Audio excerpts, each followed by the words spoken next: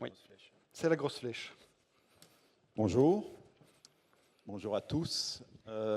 J'espère que vous avez eu un bon petit break, un bon petit café. Voilà. Merci beaucoup de donner l'opportunité de parler de cyclo-logistique.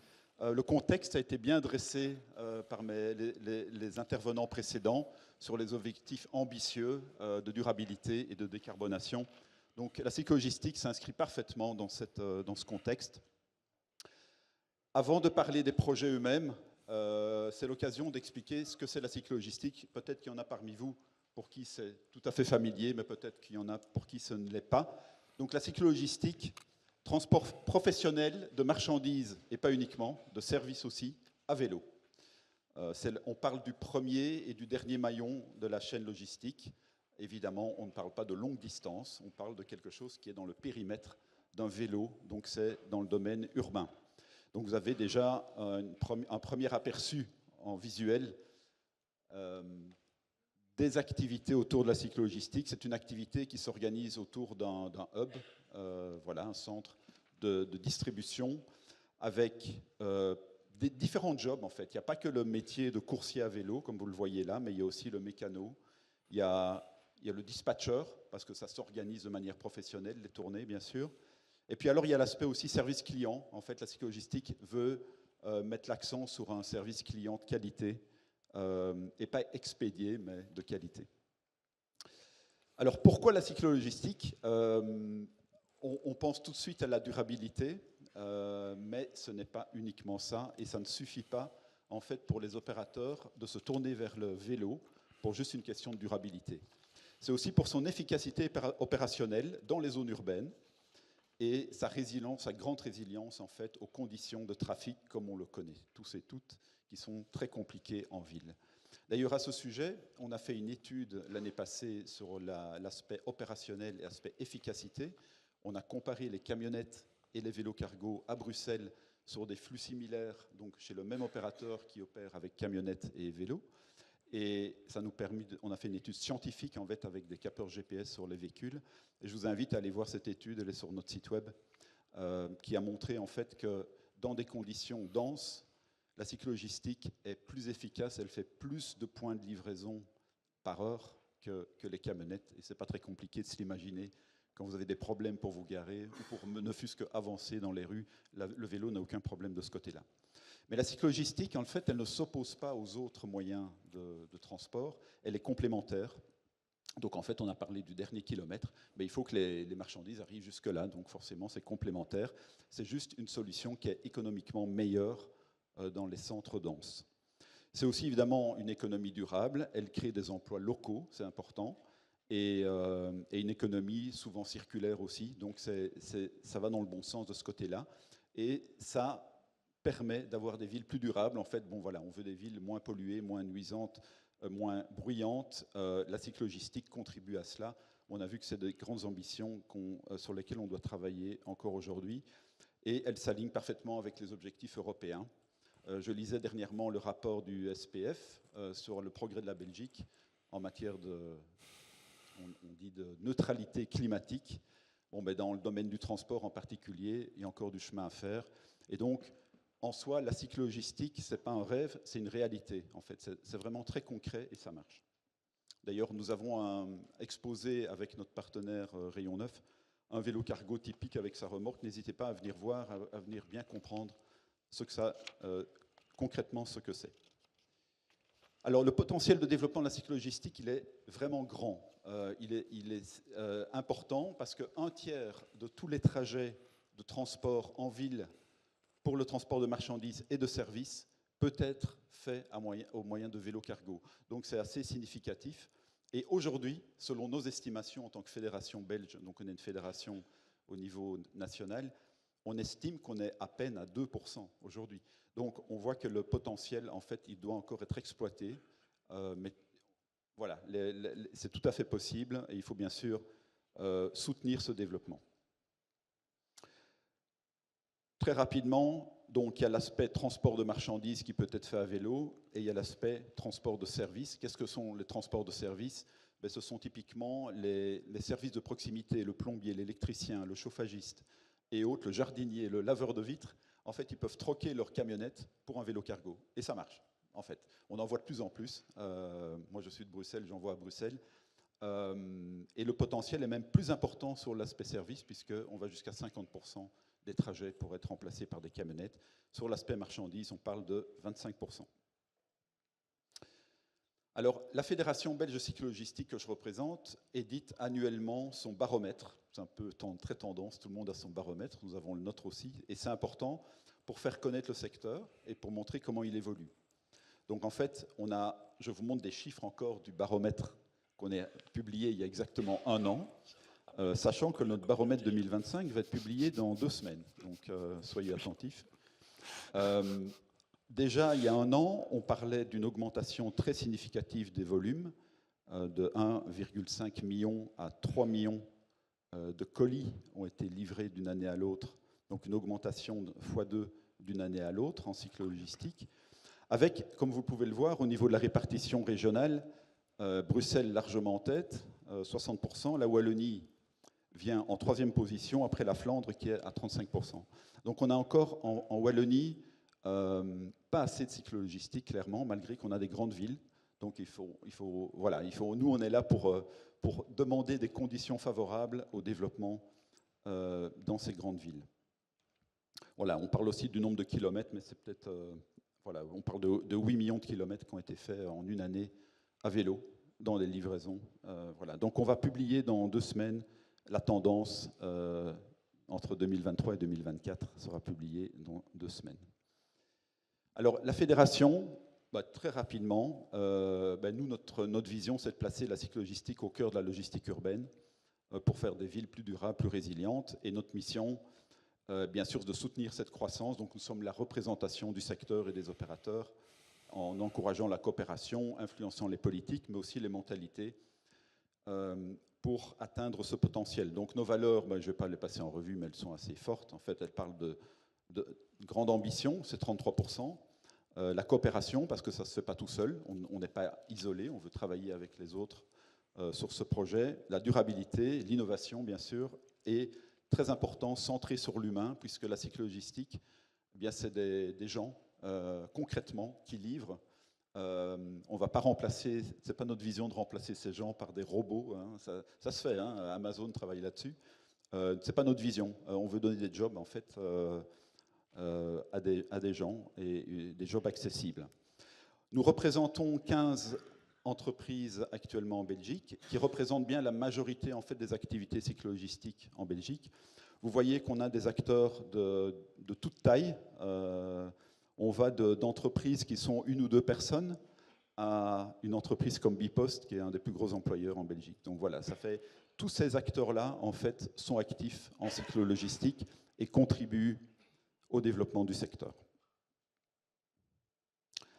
Alors, avant d'arriver au projet en particulier que je vais détailler un petit peu, il est utile de montrer ce qu'on appelle, on a développé ce concept de Cycle Logistic Wheel, c'est-à-dire c'est l'ensemble des leviers pour développer la cyclo-logistique. Il n'y a pas de solution magique, il y a un ensemble de choses qui devraient être faites selon nous. Et ça passe par un soutien économique. Non, je vais peut-être commencer d'abord par le soutien, ce qu'on appelle culturel, c'est-à-dire faire connaître en fait que c'est une vraie solution. Ce n'est pas quelque chose pour des écologistes, c'est vraiment une vraie solution économique pour des villes durables et pour livrer en ville. L'aspect économique, bien sûr, il faudrait un soutien pour accélérer le développement de ce secteur. L'aspect infrastructure, on parle d'infrastructures cyclables en ville, mais on parle aussi des points logistiques, des hubs logistiques urbains qui permettent d'organiser les tournées à partir de ce point-là, puisque le rayon d'action d'un vélo cargo, il est en dessous de 10 km pour être efficace. Il ne faut pas faire rouler le vélo pendant 20 km avant d'arriver à son point de livraison. La camionnette sera plus efficace. Donc il faut une infrastructure adéquate. Il faut des politiques de soutien, à commencer d'ailleurs par les pouvoirs publics qui, dans leur approvisionnement pour leurs services à eux, leur logistique à eux, interne, peuvent mettre des clauses dans leur appel de marché, à des clauses de durabilité et d'emploi aussi équitable, sur lesquelles la cyclo-logistique peut jouer un rôle, bien entendu. Alors, on a aussi les 2 derniers que je voudrais enfin peut-être, il y a celui qui est en bas, il s'agit en fait de la coopération avec les autres acteurs du monde de la logistique, puisqu'on est un des maillons, mais on n'est pas l'ensemble. Et puis les deux derniers, c'est justement ceux sur lesquels je vais pouvoir rebondir pour parler des projets que nous avons menés. Donc il s'agit de matériel adéquat, plus robuste. Et le deuxième, l'aspect ressources humaines, c'est-à-dire l'aspect formation pour des emplois de qualité. Donc ça me permet maintenant de rentrer sur le vif du sujet, sur les deux projets que nous avons menés dans le cadre de l'appel à projet qui a été expliqué précédemment. Voilà, donc il s'agit de ces deux projets. Le premier vers une filière professionnelle de cyclo-logistique et le deuxième vers un matériel robuste, fiable pour les cyclo-logisticiens. Alors le premier projet, l'aspect filière professionnelle. Donc en fait, pour l'instant, la cyclo-logistique, les jobs ne demandent pas de qualification particulière. En fait, c'est ça qui est bien. Hein, c'est un secteur qui est très ouvert pour les gens qui veulent y jouer un rôle. Mais le secteur, à long terme, nécessite tout de même de se structurer. Et l'objet de ce projet, c'est de contribuer à cette structuration en créant une formation pilote complète pour devenir coursier en cyclo-logistique. Alors, on a mené ce projet avec nos partenaires donc, de Rayon 9 et du Forem, du centre de compétences, qui sont tous les deux présents également ici, et qui sont également tout à l'heure, pendant les breaks et le lunch, vous pouvez venir nous rencontrer près du vélo cargo. Donc, contribuer à structurer le secteur, mais aussi à l'insertion de chercheurs d'emploi. Donc, c'est un projet de courte durée, puisqu'il a duré 9 mois. Hein, ce n'est pas un énorme projet, mais assez concret. Voilà les phases de notre projet. Donc, nous sommes partis en fait de l'analyse des compétences et des formations existantes. Donc, nous sommes bien placés en tant que fédération parce que nous avons accès non seulement à tous les opérateurs cyclo-logistiques en Belgique, mais aussi à l'étranger, donc via des fédérations sœurs qui existent en France et en Allemagne. Ensuite, nous avons identifié les besoins de formation du secteur et on s'est focalisé sur le métier de coursier, donc celui qui fait les livraisons. Et on a établi en fait un programme de formation très complet. Vous allez voir un petit peu dans les grandes lignes ce que ça contient. Et nous avons organisé une formation pilote au Forem, au centre de compétences du Forem à Liège, donc en collaboration avec le Forem et Rayon 9. Et bien sûr, ce projet se termine par une évaluation dans le but aussi de pérenniser cette initiative. Le but n'est pas juste faire un projet qui s'arrête là, mais de voir comment il va être mené par la suite, comment il va pouvoir être utilisé par la suite. Alors, les résultats concrets du projet, c'est qu'on a un référence complet de toutes les fonctions et compétences nécessaires au développement de la cyclo-logistique, et on a un programme de formation complet qui a été testé avec des modules à la fois théoriques et des modules pratiques. Donc, c'est très concret. Donc les modules théoriques font appel à... Voilà, on a expliqué ce que c'était le secteur, on a expliqué les droits et obligations du métier de coursier, c'est important. Le code de la route, bien sûr. Voilà, il y a un certain nombre de choses. Et puis il y a eu les aspects pratiques, donc qui sont faits de manière très concrète chez Rayon 9 dans leur hub. Les aspects manutention des marchandises, l'aspect conduite en toute sécurité, l'aspect ergonomie. Donc voilà, c'est un stage, une formation qui a été suivie d'un stage qui était extrêmement concrète. Et alors il y a eu aussi bien sûr des modèles transversaux, communication, autonomie, soft skills. Voilà, il faut s'imaginer qu'un bon coursier doit être capable de faire face à des événements lors de sa journée, avec des conflits avec des autres usagers de la route. Et il faut faire appel en fait à certaines compétences de ce côté-là aussi. Le résultat, c'est stagiaires formés, retour d'expérience positif. Et ce qui était très intéressant dans ce projet qu'on a mené, bien sûr, grâce à Logistique in Wallonia, c'est qu'on a pu consolider une expertise. Donc nous, on a, en tant que fédération, certaines connaissances, mais avec Rayon 9, opérateur sur le terrain, et avec le Forem qui apporte toute son expérience, son expertise en formation, à faire appel à des modules qu'eux connaissent, maîtrisent déjà, comme par exemple l'aspect code de la route et autres. Voilà, ça a vraiment permis de réaliser ce projet. On a bien sûr eu des défis. Et alors là, je reviens en fait sur l'aspect sur l'aspect en fait wallon où la cyclogistique doit encore fort se développer. On n'a pas eu tellement de demandes de stages, ça c'est un fait. Donc il y a vraiment encore à encourager le développement de ce secteur en Wallonie. Mais néanmoins, je vois que je suis plus tard le temps, je vais devoir accélérer un petit peu. Oui. Néanmoins, ce projet est vraiment une base, est un socle en fait sur lequel on va pouvoir s'appuyer pour la suite, nous en tant que fédération, mais aussi Rayon 9 et aussi le Forum. On va pouvoir répliquer maintenant cette formation. Elle est là, elle est concrète, elle est disponible. On a fait le job. Alors, vu que je suis pris par le temps, je devais aller relativement rapidement sur le deuxième projet. Donc le deuxième projet, c'est très simple à comprendre. Le matériel cyclo-logistique doit être plus robuste. En fait, on a affaire à des transporteurs professionnels qui l'utilisent de manière intensive, des charges lourdes, et donc le but était d'identifier quels sont les besoins d'amélioration de ce matériel dans le but de réduire ce qu'on appelle le total cost of ownership. Donc c'est vraiment le coût de l'utilisation du matériel, qui n'est pas juste l'achat, mais qui est toutes les réparations et la maintenance. Par la suite, aussi un projet court terme. Alors là, c'est un peu visuel, c'est peut-être plus intéressant, mais vous voyez concrètement à quoi ressemblent les vélos cargo aujourd'hui. Vous avez 2 roues, 3 roues, même 4 roues. Les remorques, vous avez un exemple aussi qui est exposé. Je vais passer un petit peu très rapidement, mais ce qui est très intéressant ici, c'est ce qu'on a fait en 2 mots, une enquête assez vaste, européenne. On ne s'est pas limité à la Belgique, donc on fait appel à de l'expertise venant de l'étranger. Et on a fait, après cette enquête, on a fait un workshop avec des constructeurs européens. Donc on a fait ça ici à Liège. On a tout de même eu la présence de constructeurs danois, qui est un des leaders du marché, deux constructeurs hollandais, un constructeur allemand. Donc c'était vraiment une grande première en fait pour le secteur de rassembler ces gens avec des opérateurs et pour échanger. Et c'était une grande première ça. Et tout le monde a trouvé que c'était très utile et qu'il fallait pérenniser ce genre de choses. Et on l'a bien noté. Donc en fait en 2 mots, j'accélère.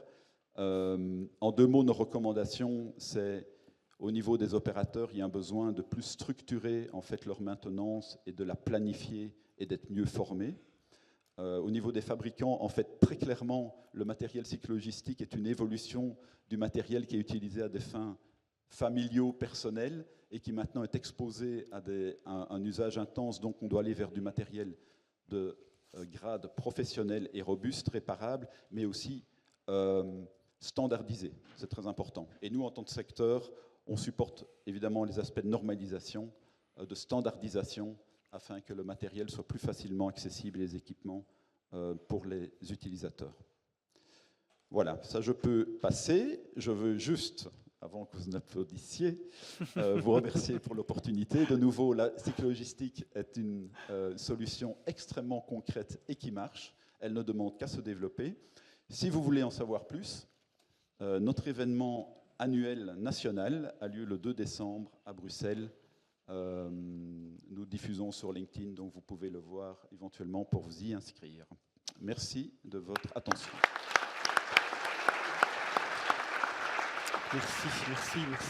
Merci, Monsieur Van de Castel. Pour vous aurez remarqué que nous sommes passés maintenant dans la phase présentation des actions. On était dans le volet bilan avant la pause, on passe dans le volet présentation des actions.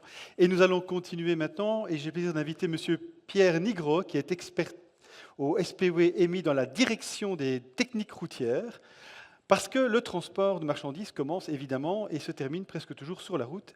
Et la route, évidemment, il faut la gérer, et le SPW EMI est au cœur de cette gestion. Et donc, M. Pierre Nigro va nous entretenir justement des impacts et des possibilités d'action du SPW-EMI sur la mise à disposition du système routier. Je vous en prie, vous avez la parole. Bonjour à tous. Donc, je me présente, Pierre Nigro, je travaille à la direction des techniques routières au SPW-EMI. Donc, je vais vous présenter un petit peu des cas concrets d'organisation de chantier ayant un impact sur la mobilité et ainsi que le transport des marchandises, essentiellement au niveau de la circularité des matériaux recyclés, des terres excavées.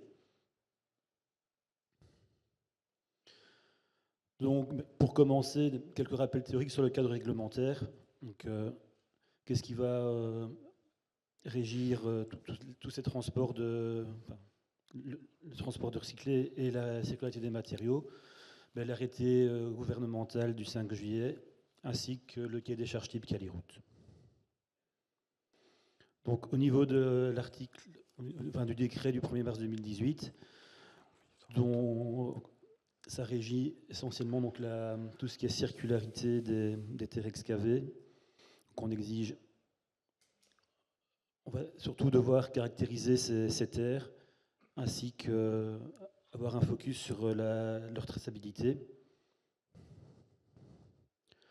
Donc, au niveau de ce qui nous intéresse, donc, pour les travaux de voirie, on aura deux grands cas. Donc, le premier qui est le plus vertueux au point de vue environnemental, c'est la réutilisation sur site.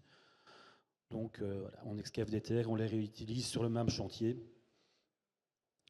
Mais c'est malheureusement pas toujours possible, même c'est assez rarement le cas. Donc ce qu'on va pouvoir faire, c'est les réutiliser sur un autre chantier de voirie, idéalement le plus proche possible géographiquement. Mais pour cela, il va bien falloir identifier et tracer ces différentes terres. Pour cela, on va passer par l'ASBL Walter. Donc on va devoir identifier sur le site producteur, se rediriger vers Walter qui va fournir un certificat de contrôle de ces terres. Au niveau du transport, ça va être la même chose. Donc, ça me concerne un petit peu plus, mais donc le transporteur va aussi devoir contacter Walter pour avoir un document qui va dans ce souci de traçabilité des terres excavées. Et finalement, un acquis de réception au niveau du terrain récepteur. Donc, au niveau de Caliroute, ça va essentiellement définir ce qu'il est possible d'utiliser comme matériaux recyclés pour les différentes couches de la chaussée. Donc, en démolition, c'est à peu près, ça va être plus ou moins 100% des couches, des matériaux qu'on va extraire du chantier qui vont, pour bien faire, être réutilisés à d'autres endroits. Et au niveau des sites récepteurs, comme on peut le voir, on permet déjà énormément. Donc, au niveau des sols, on peut avoir un potentiel de 100% de matériaux recyclés. De la sous-fondation, également 100%, aussi 100% pour les fondations, à l'exception des graves bitumes qui se comportent comme un enrobé. Et donc là, ça va être un petit peu plus particulier pour les AEB, donc les FRESA. Donc on va permettre 0% pour la couche d'usure pour l'instant, mais on est en train de regarder pour modifier ça. 20% si on veut recycler à chaud sur un lot non identifié, ce qu'on essaye d'éviter un maximum. Et on peut arriver à 50% pour les couches hors couche d'usure pour un recyclage à chaud d'un lot identifié. Et évidemment, le recyclé doit avoir les caractéristiques exigées pour les différentes couches, comme le naturel. Donc, comme j'ai dit tout à l'heure, j'ai présenté 3 cas concrets. Donc, le premier cas, qui est assez connu, donc c'est la réhabilitation de l'A4 entre Dossou et Torrent-Saint-Tron. Donc on est dans les deux voies de circulation. Donc on a 10 km dans chaque sens de circulation, avec une réfection totale de la structure routière, donc jusqu'à la fondation. Donc on a fait en béton armé continu dans le sens vers Bruxelles et en hydrocarboné dans l'autre sens, dans le sens de Bruxelles vers Namur. On a également remplacé les aimants linéaires et on a réalisé la réfection des parkings de l'aire autoroutière d'Austin. Ici, brièvement, donc les structures qui ont été posées de chaque côté, dans chaque sens de circulation, qui étaient prévues à la base. Donc on n'a juste pas recouvert l'hydrocarboné, le béton armé dans la direction vers Bruxelles. Donc ça a été une décision qui a été faite en cours de chantier. Alors, pour ce chantier, la prise en compte de la réduction des émissions de CO2 a été organisée dès l'adjudication, dans le cadre spécial des charges.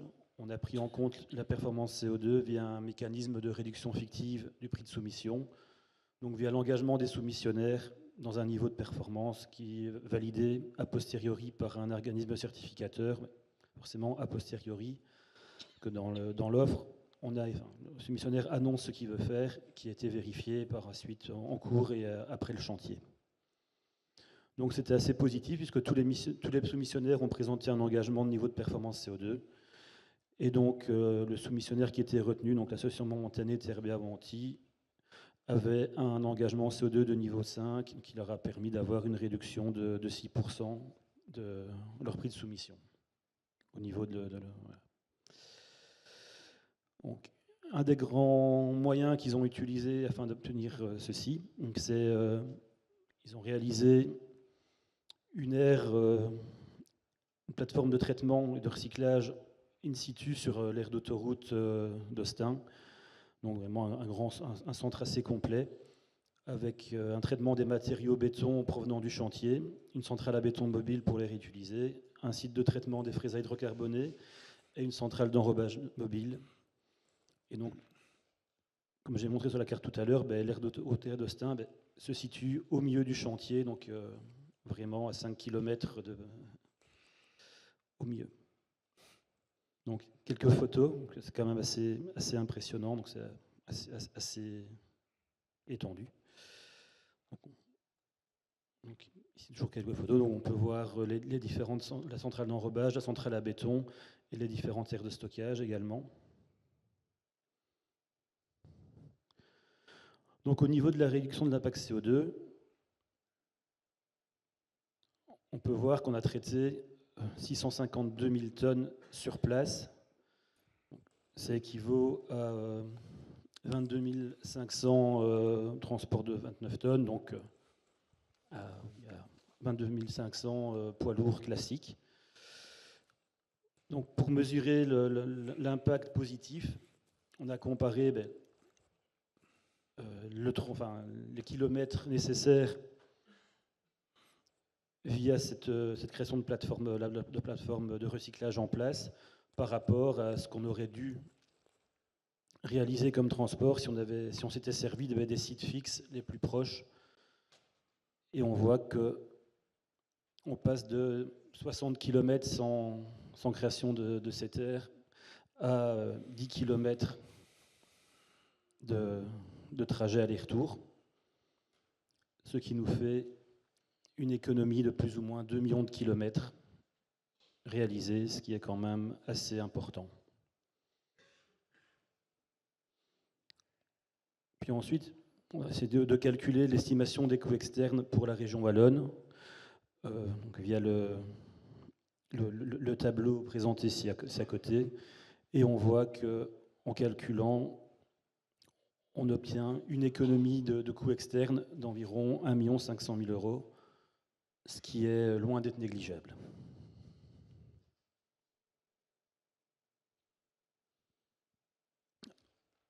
Autre manière de réduire l'impact CO2, ça je vais passer assez rapidement dessus. Donc pour le moment, on ne permet pas dans Caliroute d'utiliser des gravillons recyclés dans les éléments linéaires. C'est quelque chose qui était décidé de faire au cours de ce chantier. Donc 20% des granulats de béton armé démoli ont été utilisés dans les éléments linéaires tels que les New Jersey. Donc ça, c'est quelque chose qu'on doit regarder aussi.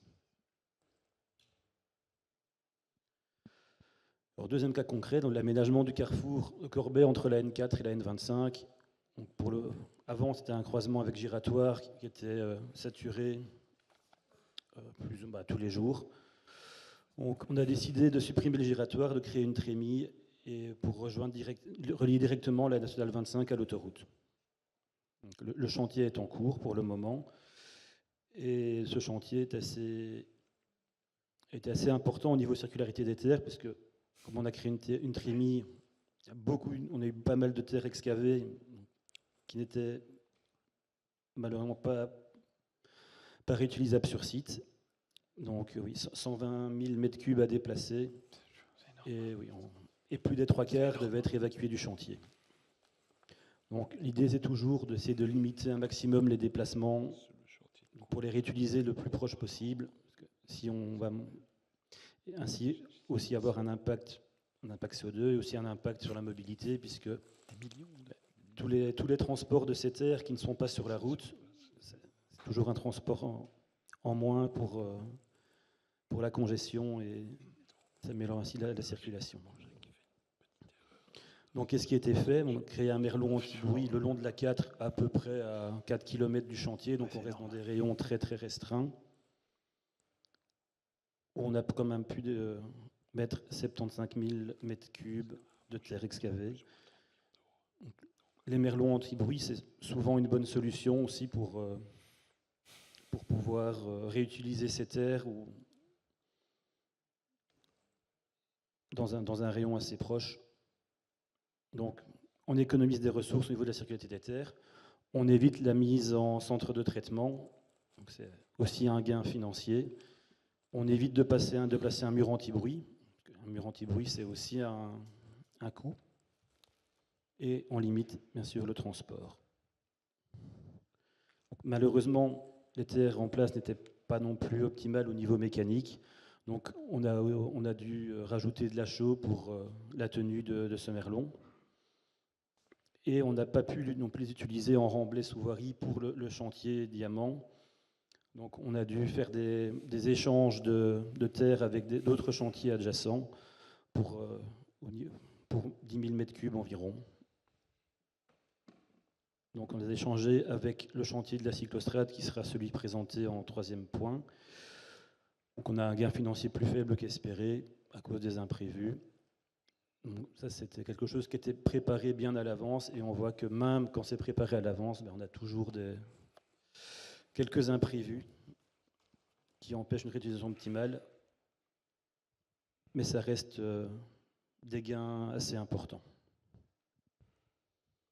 Donc le dernier cas concret, c'est la création d'une cyclostrade le long de la E411 entre Overijse et Wavre. Donc on est un peu plus au nord du chantier précédent. C'est quand même un gros projet, puisqu'on est sur 2 fois 2 voies cyclables sur 5 km, donc quand même 4 mètres de large pour une voie cyclable, c'est assez important. On reste majoritairement sur le domaine SPOE, et on a redécoupé le site récepteur pour tenir compte des zones de protection et des captages. Donc, ça, ce sont quelques détails, donc je ne vais pas m'étaler là-dessus. Donc ici, on a la vue en coupe du projet sur une certaine section. On voit qu'on est vraiment à côté de l'autoroute, donc l'autoroute A4, donc c'est la partie gauche où on voit la voiture. Et on a essayé de limiter au maximum tout ce qui était remblai aussi, et tout ce qui, voilà, pour avoir et des blés pour avoir le moins de terre à excaver possible. Et on avait quand même pas mal de remblais, ce qui revient sur l'objectif secondaire, de valoriser un maximum les excès de terre des chantiers proches, puisqu'il y en avait quand même pas mal, notamment sur le carrefour Diamant de Corbet. Donc on a eu 30 000 m3 qui venaient d'un précédent chantier sur l'aire autoroutière de Bierge, qui est 1 ou 2 km du chantier de la cyclostrade. 10 000 m3 vont provenir du chantier du contournement de Jodogne pour une prochaine phase de la cyclostrade, puisque ce n'est pas la seule. À terme, elle va quand même relier, je pense, Bruxelles à Namur. 5 000 m3 de différentes phases du chantier, de prochaines phases. Donc, il y aura aussi des permutations à ce niveau-là, et la permutation avec le chantier du carrefour de Corbet.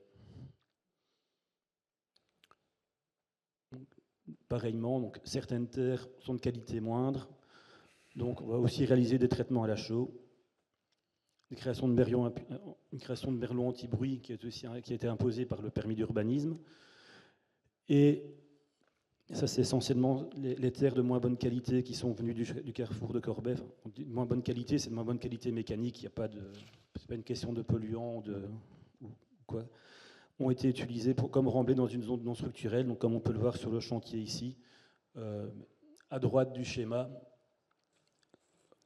Voilà, on a un volume de terre à placer assez important, mais qui n'a aucun besoin d'être structurellement portant. Donc ben voilà, on dit que je n'ai plus de temps, mais ça tombe très bien, puisque j'avais fini. Voilà. Merci Monsieur Nigro pour la présentation. Bon, ici on voit qu'on est dans le domaine de l'action qui peut être portée par les pouvoirs publics. Et la lumière s'éteint à ce moment-là. J'imagine que ce n'est pas un signe.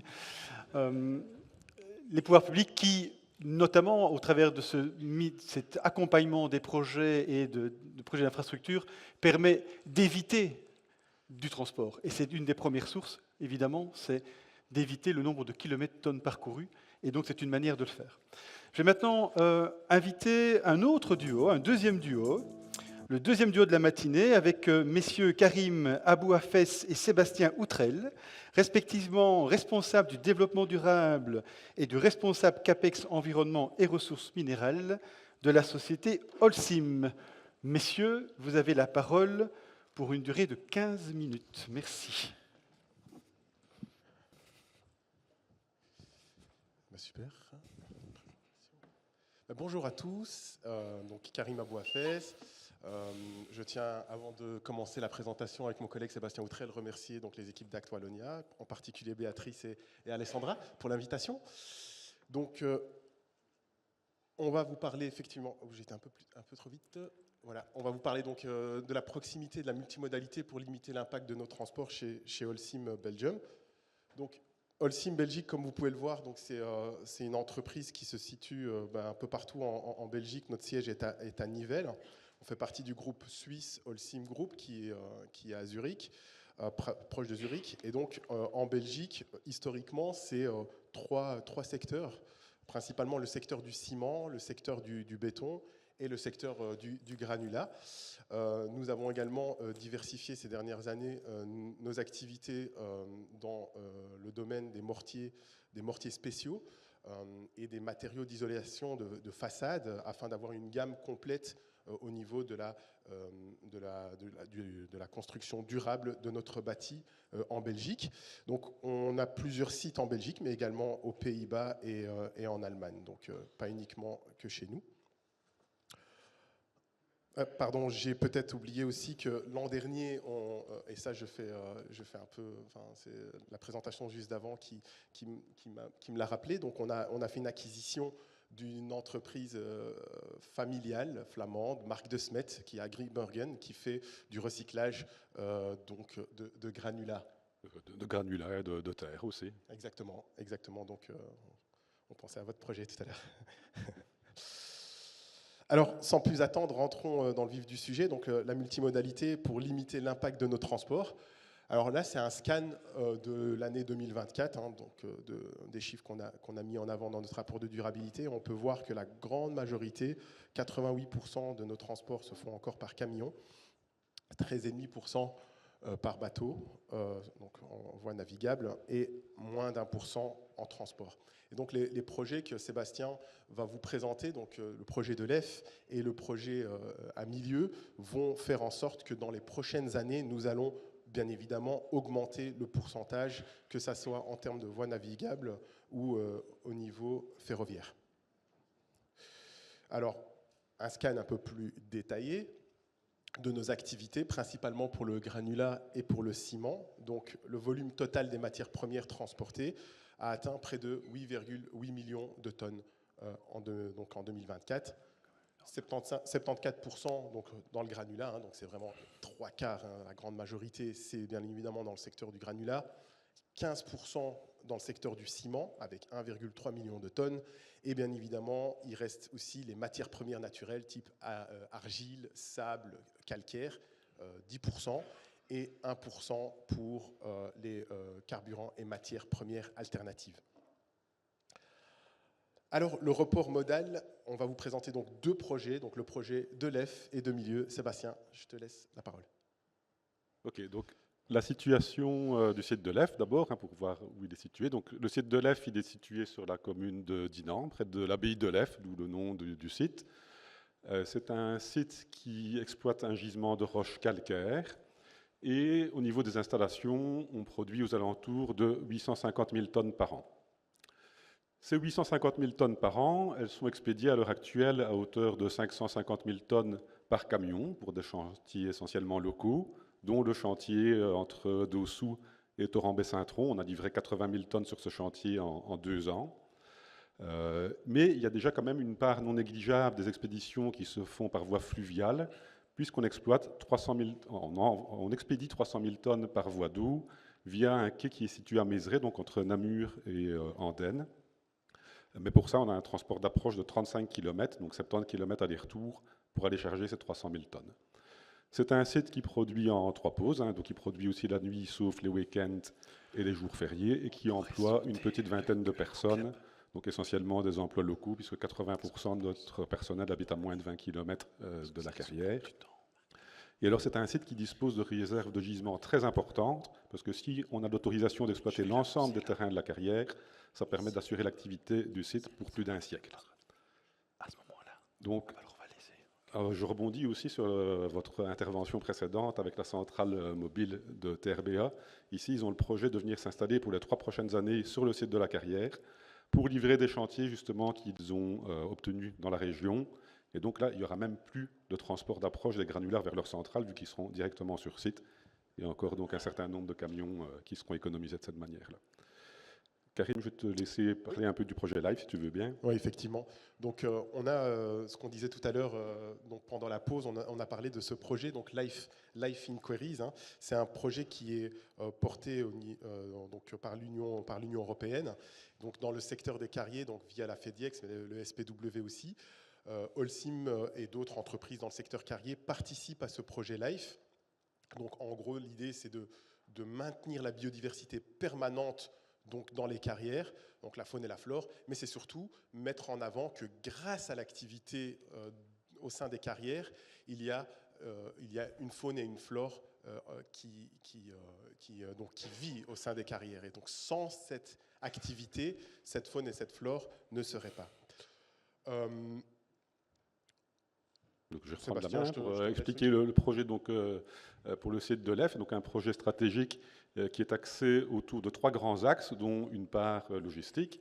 Et la première, c'est bien évidemment de poursuivre l'activité du site au-delà de la zone qui est autorisée actuellement, et donc d'étendre la carrière sur un peu plus de 50 hectares vers le nord de la zone où nous travaillons actuellement. Ça va permettre d'assurer l'activité pour 40-45 années. Un deuxième axe qui consiste à construire de nouvelles installations. Donc je l'expliquais tantôt, il y a quelques années, on a obtenu l'autorisation de produire la nuit parce qu'on n'arrivait pas à suivre les chantiers qu'il nous fallait livrer. On n'y arrive toujours pas, donc on doit augmenter encore notre capacité de production. Donc là, on a un projet de construire une nouvelle usine qui va nous permettre de produire 2 millions de tonnes par an. Et tant qu'à construire une nouvelle usine, on va la concevoir pour fonctionner uniquement de 6h à 22h et donc supprimer ce poste de nuit. Et la troisième alternative sur laquelle je vais revenir également dans la slide suivante, c'est de développer une alternative logistique qui vise à favoriser le transport fluvial juste à proximité du site, vu que quand on le voit sur la carte, la Meuse est vraiment tout près de la carrière. Ça va permettre de diminuer le trafic des camions qui vont déjà jusqu'au quai de Mézeray dans les villages avoisinants, et bien évidemment, en favorisant le transport fluvial, nous permettre de réduire les émissions de CO2 liées au transport des marchandises qui proviennent de la carrière de l'EF. Donc, en ce qui concerne l'alternative logistique, où on veut vraiment favoriser la Meuse, qui est vraiment tout près du site, ça permettrait d'une part de supprimer le transport d'approche vers Mézeray, donc 300 000 tonnes, c'est 10 000 camions par an, donc ça fait 20 000 passages. Ils viennent à la carrière se charger et puis ils vont quai charger des bateaux. Et d'autre part, toute l'augmentation de capacité de la nouvelle usine, il n'est pas question de mettre des camions en plus sur les routes, on veut vraiment le faire via la voie fluviale. Et donc pour ce site, ça veut dire que la part du transport fluvial serait de 75% du total des expéditions du site. Donc ça fait 50 000 camions qu'on ne mettrait pas sur les routes grâce à l'option du transport fluvial à l'EF. On a calculé que ça représentait une économie de CO2, 3 000 tonnes de CO2 par an. Donc au niveau local, c'est du CO2 qui ne sera pas émis dans la région, ce n'est pas du CO2 qui est compensé ailleurs dans le monde.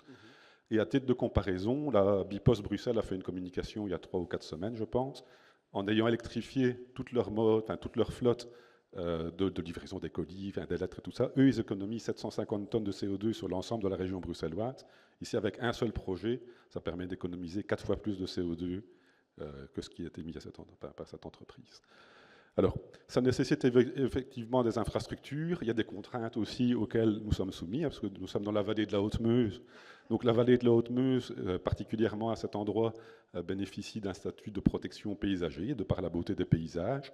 Et donc on a essayé de réfléchir à un projet qui avait le moins d'impact possible. Et l'option retenue, c'est de d'installer une bande transporteuse de 800 mètres de long qui relierait la carrière, les installations de la carrière à la Meuse. Ça évite de devoir avoir un quai avec un ponton de chargement, avec des camions qui doivent venir déverser, donc un minimum d'infrastructure en bord de Meuse. Et également au niveau de l'amarrage des bateaux, un dispositif de duc d'Albe, donc des gros poteaux ancrés dans la Meuse, sur lesquels les bateaux viennent s'amarrer et à partir desquels ils peuvent être chargés directement depuis la carrière. Ça représente quand même 6 bateaux par jour qui devraient être expédiés du site. Donc là, le défi, ce sera effectivement d'avoir la disponibilité logistique pour assurer les livraisons du site. Karim? Alors, donc ça c'était le premier projet, donc le site de l'EF, donc près de Dinan, et donc là on est sur le site du milieu, dans l'une des carrières les plus grandes d'Europe, un site vraiment magnifique. Donc c'est à Gorin-Ramcroix. Donc depuis des décennies, donc la carrière du milieu donc est à Tournai, donc bien évidemment est gérée par la Société des carrières du Tournaisis, mais également dont Holcim et la CCB sont actionnaires, comme vous pouvez le lire.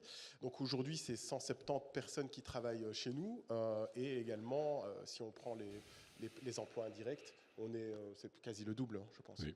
Et donc voilà, avec un projet bien évidemment, avec une intégration transfrontalière, car il y a pas mal, on a la frontière franco-belge, et donc pas mal de personnes qui travaillent ici chez nous.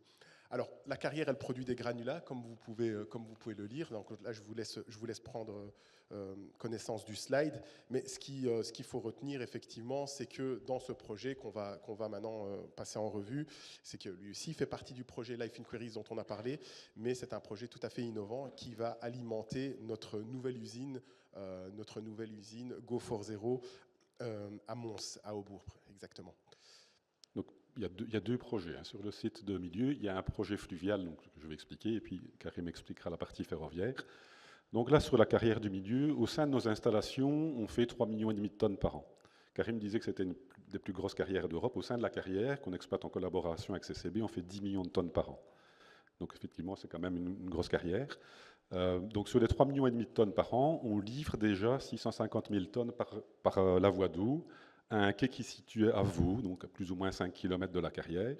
Et actuellement, ce quai, il est alimenté par également des camions, donc il y a un transport d'approche. Et ça veut dire qu'il y a un peu plus de 20 000 camions par an qui sont nécessaires pour alimenter le quai de Vaux.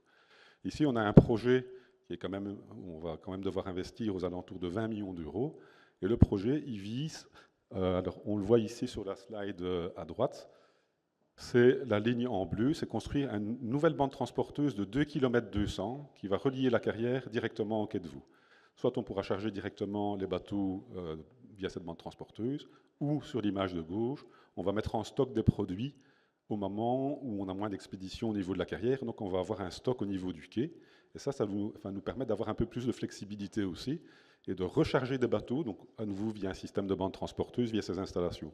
Et donc on a l'ambition également d'augmenter les expéditions fluviales du site de 650 000 tonnes à 1 million de tonnes par an, en cerise sur le gâteau, en plus du fait qu'il n'y aura plus du tout de transport d'approche entre la carrière et le quai de Vaux, qui passait quand même devant pas mal d'habitations. Alors, donc ça, c'est effectivement, ici, je vais vous présenter le deuxième projet. Donc là, c'est vraiment la création d'une gare. On crée une nouvelle gare, en fait, au sein du site. C'est assez intéressant et innovant. Donc l'idée, c'est, comme je vous l'ai dit tout à l'heure, c'est d'augmenter nos transports ferroviaires. Et cette gare, elle va alimenter, vous pouvez le voir ici sur la carte, hein, il y a 50 km entre notre site et donc la nouvelle cimenterie Go for Zero qu'on est en train de faire à Aubourg. Et via cette gare, donc, c'est le calcaire qui sera transporté dans un premier temps à partir de la carrière du milieu et dans une quinzaine d'années à travers la carrière. Il y a un autre site qui est en train d'être ouvert de l'autre côté de l'Escaut, qui est la carrière de Bruyères. Pour l'instant, on livre à partir de la carrière du milieu, parce que pour alimenter une cimenterie, il faut différentes qualités géologiques, et on n'a pas encore atteint toutes les couches nécessaires dans l'autre carrière. Il faudra quand même plus ou moins une quinzaine d'années pour y parvenir. Juste peut-être pour expliquer un peu c'est quoi la nouvelle cimenterie Go for Zero. On est en train de construire un nouveau four, donc ça il sera opérationnel en 2027, qui va permettre de réduire les émissions de CO2 déjà de plus ou moins un quart par rapport à ce qu'on fait actuellement. D'ici 2030, il y aura tout le processus de captation du CO2 qui sera mis en place. Ça veut dire qu'à l'horizon 2030, ce sera la première cimenterie qui est neutre en CO2, et ça se passe en Wallonie chez nous, donc on peut quand même en être fier. Ouais, top. Exactement, merci Sébastien pour cette précision, effectivement. La première au monde, hein, si je ne me trompe pas. La première au monde, oui. Ouais, exactement. Voilà. Alors ici, on a une petite vidéo qu'on voudrait vous montrer. Je ne sais pas si à partir de la télécommande, je peux la connecter. Hop, hop. Ah non, je crois que j'ai éteint. Ok, super. Donc la vidéo, elle explique un petit peu ce qu'on vient de vous expliquer concernant les projets Amidieu ici. Une petite map, voilà, pour vous présenter donc la cimenterie à Aubourg et le site de la carrière du milieu. D'une part, vous voyez l'ESCO.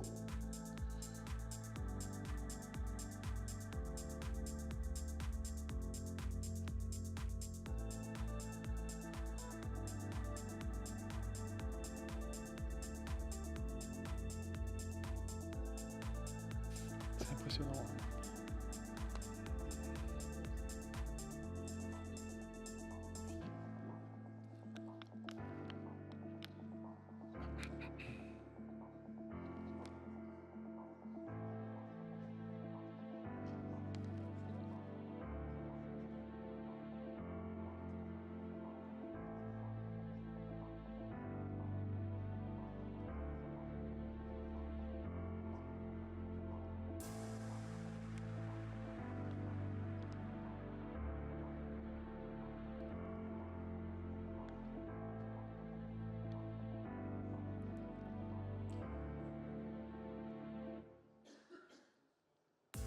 Donc ça, c'est la zone de chantier qu'on est en train de préparer pour installer les 2 convoyeurs, donc celui qui va alimenter la nouvelle gare et celui qui va alimenter le quai.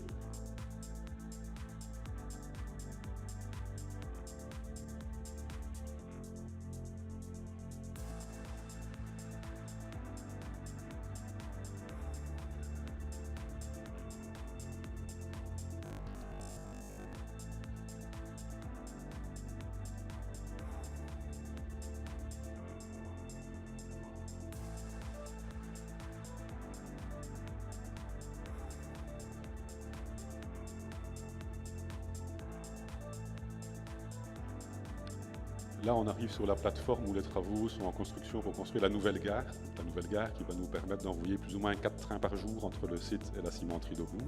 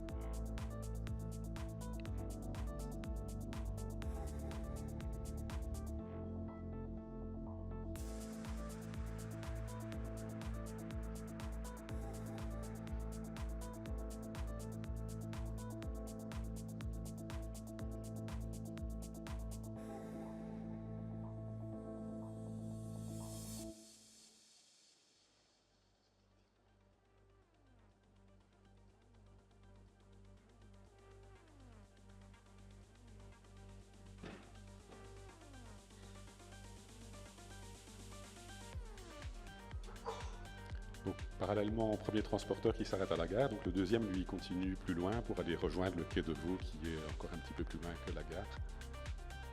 Et là on va arriver au niveau de l'ESCO. Donc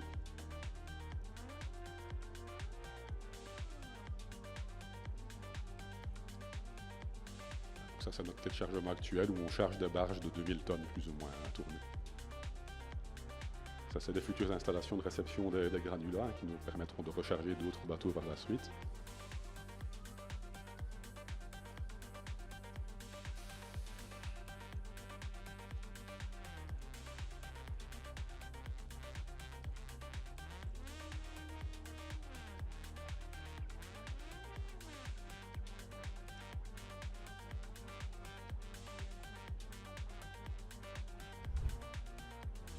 La nouvelle carrière qui est en cours d'ouverture.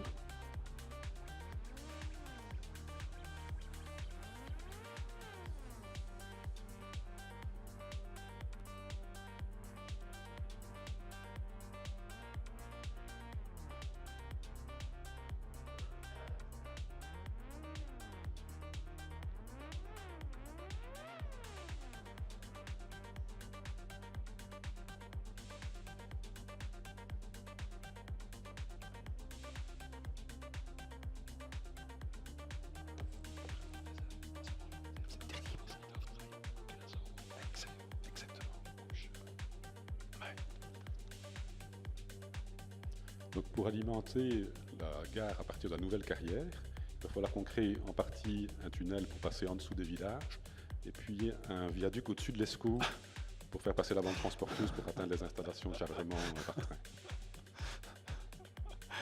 D'accord. Passe en dessous, passe en dessous. Donc, ici, c'est la fin de la vidéo, mais juste pour vous dire que, enfin, en tout cas chez Holcim, on est convaincu qu'il faut favoriser le transport fluvial et on a plusieurs projets en ce sens. Et pour vous donner des ordres de grandeur, à l'EF, ça va nécessiter d'investir aux alentours de 45 millions d'euros, 20 millions d'euros pour la bande transporteuse pour le quai et 85 millions pour la gare pour aller jusqu'à Aubourg. Merci.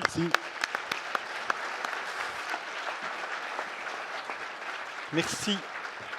Merci messieurs pour cette présentation inspirante. Et quand on voit que quand l'industrie s'y met, elle peut faire aussi la différence.